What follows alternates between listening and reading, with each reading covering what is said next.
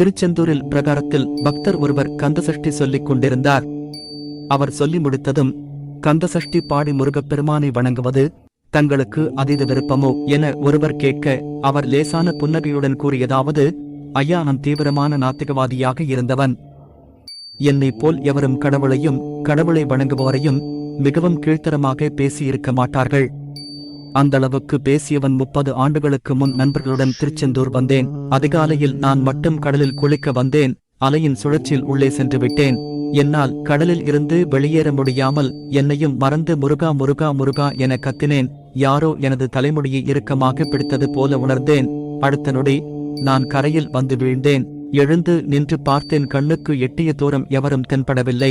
கண்களில் கண்ணீர் ததும்ப ததும்ப என்னால் முடிந்தளவுக்கு உரத்த குரலில் முருகா முருகா முருகா என சொல்லிக்கொண்டே முருகப்பெருமான் சன்னதியில் விழுந்து வணங்கினேன்.